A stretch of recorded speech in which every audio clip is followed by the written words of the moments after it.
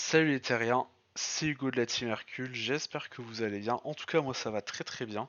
Et on se retrouve aujourd'hui pour une nouvelle vidéo, review BT21 de l'archétype jaune Goku et Vegeta, qui est un leader assez particulier qui, comme on va le voir, aura la capacité de se flip entre sa face front et back plusieurs fois par tour potentiellement. Donc bon, chaque face a le classico. Quand on tape, on pioche une carte. À ceci près que le Vegeta, c'est après que cette carte est utilisée dans une battle. Donc ça va aussi marcher pendant le tour adverse. Pour la draw, on va pouvoir flip cette carte. Donc que ce soit en attaque ou en défense. Après que le leader ait été inclus dans, dans un combat, on va pouvoir flip la carte. Sachant que l'auto du Goku n'est pas once per turn, donc on peut activer son effet et le flip plusieurs fois pendant le tour adverse. Mais vu que le Vegeta est une limite 1, pardon, on va, euh, on va pouvoir quand même être lock sur un leader à 15 000 assez rapidement pendant le tour adverse pour éviter de trop prendre la sauce. Et ensuite, on a une Active Battle des deux côtés qui vont respectivement booster un Vegeta ou un Goku de plus 5000 pour lui battle. Donc un Goku qui a une énergie de 2 tout pile, Goku ou Vegeta.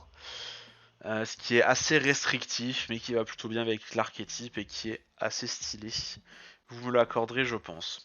Et enfin, le Goku peut péter une 4 ou moins en ignorant barrière. Pas en ignorant barrière, en rest mode, pardon, n'importe quoi. À la fin du tour. Et le Vegeta a une Active qui permet de flip. Justement, en fin de tour, on peut vouloir le flip sur le Goku pour avoir accès à cette auto. Donc ensuite au niveau de l'archétype, une fois n'est pas coutume, je vais commencer par présenter la Z Battle, qui va permettre de comprendre un peu l'essence du deck. Oui, c'est une Z Battle assez particulière, une mécanique qu'on n'a jamais vue jusqu'à présent. Qui va, donc dans un premier temps, on voit qu'elle coûte cher, elle coûte 3, une seule Z heureusement. Déflect unique, seulement 5000 de power. Et là on se dit, bon, ça pue la merde. Et après on release son auto. Et en fait l'auto, ça dit, donc si votre leader est un Vegeta machin, donc le leader éveillé, quand on joue cette carte, on skip toutes les phases jusqu'à la charge phase de votre prochain tour, puis vous commencez votre main phase. Là on se dit, attends, ça veut dire quoi ça? Ça veut dire quoi cette merde? Et bah cette merde, en fait, ce qu'elle va faire, c'est que une fois que vous allez jouer Whis, vous allez recommencer un tour. Mais vous allez skipper votre draw phase, votre unkeep et votre charge phase. Donc en fait, vous allez recommencer une nouvelle main phase. Donc cet effet-là, il a deux effets. Enfin, il y a deux raisons qui font que cet effet est très intéressant. Dire que d'une part, qui dit nouvelle main phase dit tous les effets qui ont déjà été faits pour votre adversaire pendant ce tour ne font plus effet. Donc typiquement, vous prenez Baby Hatch, l'adversaire se full tap, il fait Baby Hatch pour un stop turn en se disant c'est bon, je suis tranquille. Paye 3 Whis, vous avez un nouveau tour. Et là, toutes vos battles peuvent continuer à taper. Étant donné que, vu qu'on a un nouveau tour, forcément, les effets adverses ne prendront plus. Mais surtout, ce qui est intéressant et un peu moins situationnel, c'est que toutes les battles qui ont dual attaque ou tri-offense pourront, disons pour le cas des dual attaque par exemple, on va pouvoir taper une fois avec, les laisser restand, faire le whis, et du coup, bien qu'il n'y a pas de phase de détape, elles seront toujours en mode action, donc elles le resteront, et elles pourront attaquer deux fois potentiellement avec l'effet de la dual attaque. En fait, concrètement, ça transforme les dual attaques en tri-offense et les tri-offense en quadri-offense, on va dire. Et en plus de ça, on a un petit permanent plutôt sympa qui va donner plus 5000 au Goku et au Vegeta qui ont un coup de 2. Donc bon, si on arrive à les stacker, en avoir 2, 3, 4, ça fait un bon papa. Et Z-stack un Goku d'un coup de 2, qu'on va pouvoir voir juste ici. Donc il a Deflect dual attaque. On peut remonter un Vegeta de 2 dans notre main pour le jouer au début de notre main phase, depuis sous Louis. Quand il tape, on va KO une battle card adversaire en rest mode et il va gagner plus 5000. Donc auto une fois pas une fois par tour, donc vu qu'il a dual attaque, il va pouvoir monter jusqu'à 20 000. Et en plus, si l'adversaire a 5 cartes en rest mode, quand cette carte est jouée, elle gagne critique et barrière pour le tour. Donc le barrière pas forcément très intéressant, le critique il est beaucoup plus.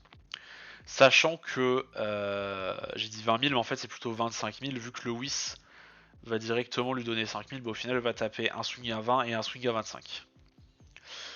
Voilà, donc ça c'était pour les deux Z-Battle du deck. Après on a... ça va aller plus vite, hein. On a des trucs un peu plus basiques. Un petit Jaco qui draw 1. Active main pour un mana jaune. Si le leader est sur sa face Vegeta, on va pouvoir jouer un... On va pouvoir choisir un Goku qui a un coup de 2 et le switch en active mode. Bon, pourquoi pas. Ça permet de faire une attaque en plus.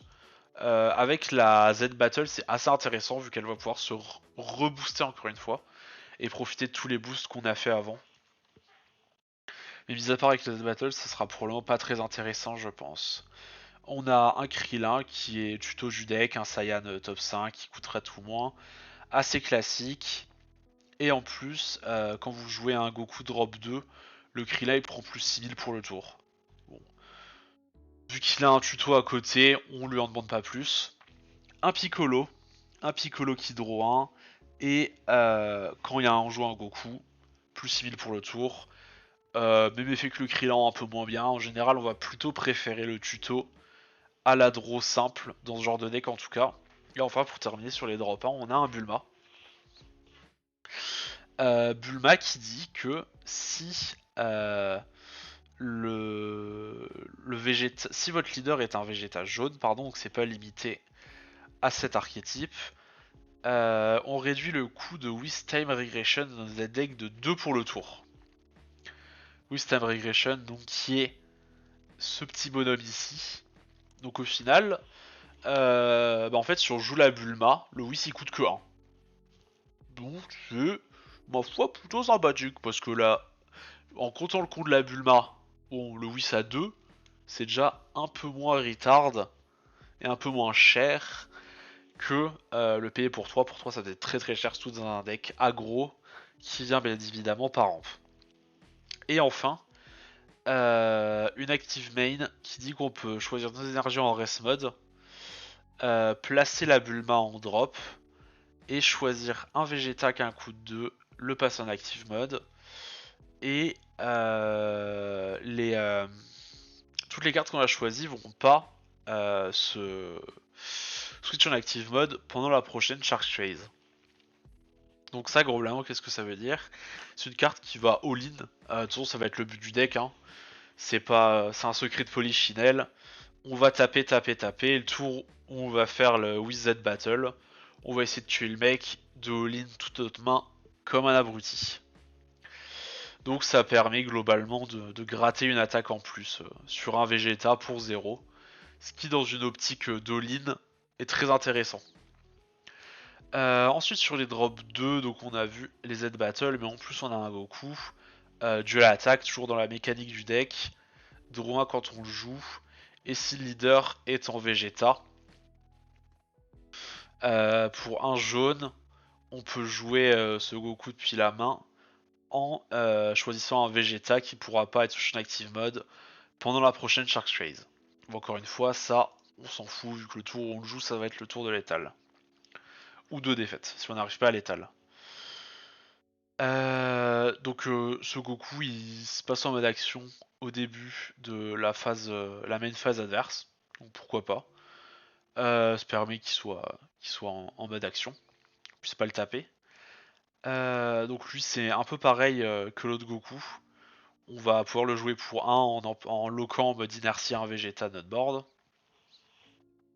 Et pour Active Main, on ajoute une carte de notre point de vue à notre main, et il prend plus 10 000 et duel attaque pour le tour. Et bah ça franchement, c'est quand même assez intéressant, parce que le fait qu'il ait directement 20 000, et qu'en plus on puisse se piquer un PV pour gagner la draw power, dans une optique de létal, c'est très intéressant. On a un Goku et Vegeta, qui est pour moi une des cartes les plus intéressantes.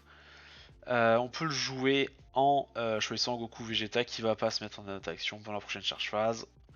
On connaît, à noter que lui il peut target un Goku. Donc le Goku qu'on a vu juste avant prend tout son sens vu qu'il va se détape dans tous les cas au début du tour adverse. Et lui, quand on joue la carte, il va soit gagner double strike, soit gagner de l'attaque en ajoutant un point de vie à notre main.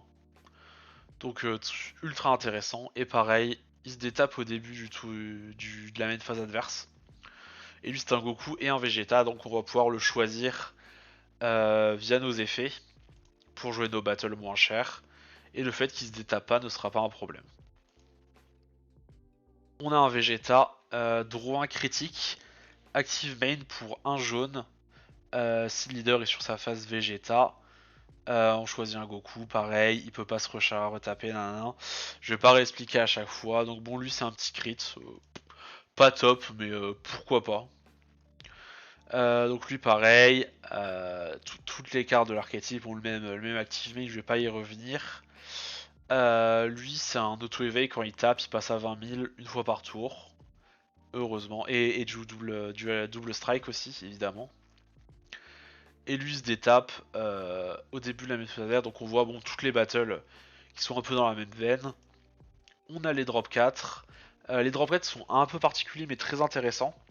Eux en fait on les joue gratos, mais en choisissant 2 énergies en rest mode et en les mettant en drop. Donc là on est vraiment sur du all-in, là c'est vraiment on faisait genre on pioche et tout, là non c'est juste on tabasse quoi. On est là pour tabasser et on fera rien d'autre. Donc oui ça c'est pareil lui bon, dual attaque au lieu d'avoir la double strike. Donc oui là c'est vraiment c'est Whis into je veux tuer T3, hein. Y a pas. C'est que là il aura pas de T4, hein. Ça c'est sûr et certain. Et enfin on a un Goku et un Freezer. Freezer a swap 8. Bon on verra que ça serait utile dans le deuxième archétype jaune de la BT. Quand on le joue on peut KO en ignorant barrière en rest mode et piocher un. Donc c'est plutôt sympa. On le joue pour 2. Pour 2 c'est pas cher. Pour 2 c'est pas très très cher honnêtement. Et en fait pour le jouer on le joue depuis nos Z énergies. Et en mettant un CN jaune ou un Freezer ami depuis notre terrain sur nos énergies. Alors ça franchement c'est une sacrée carte. Autant le reste est très très archétypé, on verra aucune de ces cartes en dehors de l'archétype. Autant ça, dans n'importe quel deck jaune, t'auras très souvent un Yellow Saiyan qui traîne pour le jouer. Et pour 2, pouvoir draw plus gérer barrière, c'est très intéressant. Dans Golden Freezer aussi, pourquoi pas, vu que on a toutes des petites Freezer Army pour 1. Dans n'importe quel deck jaune, on a les Mecha F, qui sont des armées de Freezer. Non, franchement, c'est une excellente carte. Une nouvelle staple pour jaune, clairement. Et elle, sinon en active main, on peut jouer un Goku, un Freezer qui a un coup de 2 depuis notre main ou notre drop. Toujours dans cette idée de tabasser et de gratter des attaques. Et enfin, bon, on a un petit Master Roshi, bon, 30 000 ce qu'il laisse, on s'en fout, personne ne le jouera. Et on a Triguis, l'extra du deck, qui va permettre au choix de... bon déjà, on peut la jouer pour 0, si on a fait les effets de flip pendant le tour. Donc l'active battle se fera gratos. On peut donner plus 5000, plus 10 000 pardon, à un Goku, à un Vegeta qui est pour la battle uniquement, pas pour le tour, ça serait un petit peu abusé. Mais en gros c'est ou une combo 0-10 000 sur un Goku, un Vegeta, ou pour un on choisit un Goku, un Vegeta qui a un coup de 2, on le warp. Et on joue la carte depuis notre warp au début de notre prochaine main phase. Et la carte gagnera plus 5000 pour le tour. Et bah ça franchement c'est plutôt sexy parce que pour 1, on va pouvoir taper avec une carte qui a dual attaque principalement. Genre typiquement ou ça par exemple.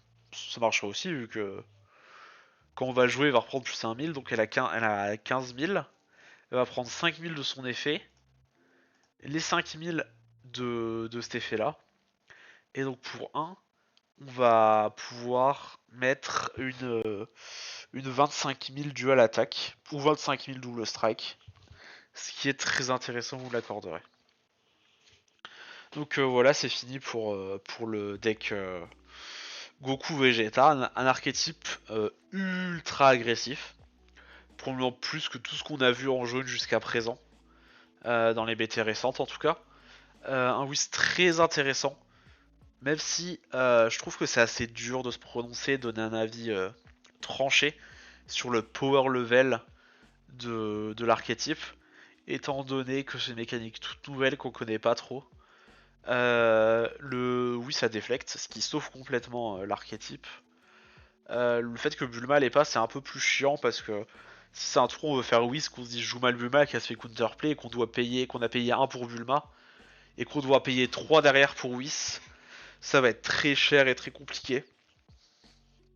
Mais et aussi on peut se dire, il y a pas mal de decks qui vont juste pouvoir faire un stop turn sur le tour où il essaie d'all-in, et s'il fait Whis, juste refaire un stop turn et réussir à sortir comme ça. Donc ça va dépendre aussi, et bien évidemment, des promos, des potentiels promos qui n'ont pas encore été révélés, ou bien de la secret.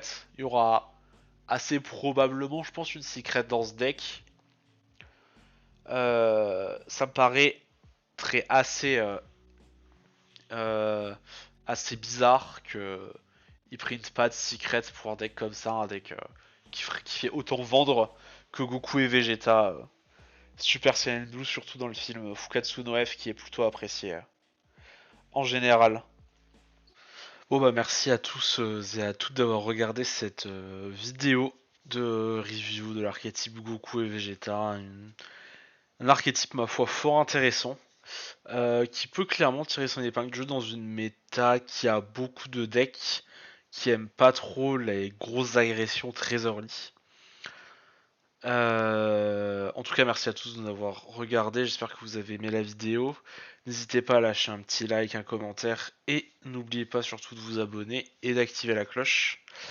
Prenez soin de vous et à bientôt. Salut les terriens.